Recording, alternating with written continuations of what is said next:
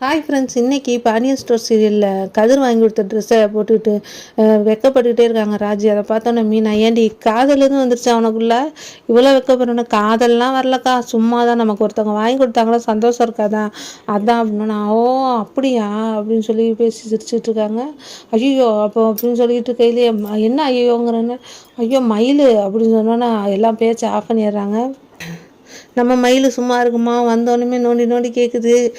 என்னங்க நான் வந்தோடனே பேச்சை நிப்பாட்டிட்டீங்க, 3 பேர் என்ன பேசிட்டு இருந்தீங்கன்னு?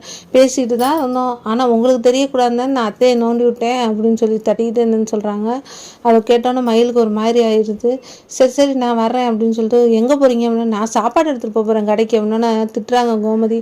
நீ திருந்தவே மாட்டியா, அவங்க வர வேணான்னு சொல்லி திரும்ப திரும்ப என்ன போயிட்டே இருக்க அப்படின்னா, இல்லை எனக்கு ஒன்றும் கஷ்டமா இல்லை, நான் போகிறேன் அப்படின்னு சொல்லிட்டு போயிடுறேன். ஐயோ இவரை என்னடி பண்ணுறது, இவரை நிறுத்தவும் இல்லை ஒன்றும் இல்லை, இவ என்னடி இப்படி பண்ணுறா அப்படின்னு சொல்லி கோமதி சொல்கிறாங்க. எல்லாமே உங்கள் கையில் தான் இருக்குது, உங்கள் பவரே உங்களுக்கு தெரியலன்னு சொல்லி மீனாவும் ராஜியும் கோமதியை உசுப்பேற்றி விட்டு கிளம்பிடுறாங்க.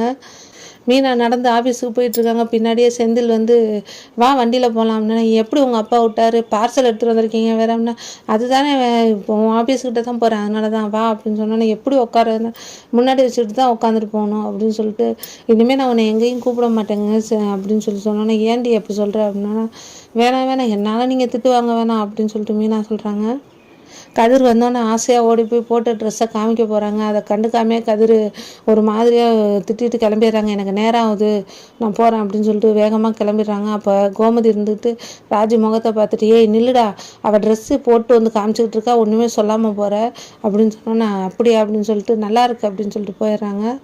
அரசி கிண்டல் பண்ணுறாங்க. அவங்க என்ன வந்து உடனே கவனிச்சுக்கிறேன்ட்டு போகிறாங்க. கோயிலுக்கு போகிறாங்க. அங்கே போனோன்னே அவங்க அப்பாவும் சித்தப்பாவும் நின்றுக்கிட்டு இருந்தோன்னே ஐயர் வந்து, இங்கே பாரு உங்கள் பொண்ணு வந்திருக்கா அப்படின்னு சொல்கிறாங்க. ஏம்மா நீ அப்பாவோட டெய்லி வருவ கோயிலுக்கு, இப்போ ஏன் வரதில்ல, வந்து அப்பாவோட நில்லுமா அப்படிங்கிறாங்க. அப்படியே முறைச்சிக்கிட்டு இருக்காரு ராஜியோட அப்பா. ராஜியும் கோமதியும் எதிர்த்தாப்புல வந்து நின்னா சும்மா விடுவாங்க ராஜியோட அப்பா? பார்ப்போம். வீடியோ பிடிச்சிருந்தா சப்ஸ்கிரைப் பண்ணுங்கள். தேங்க்யூ.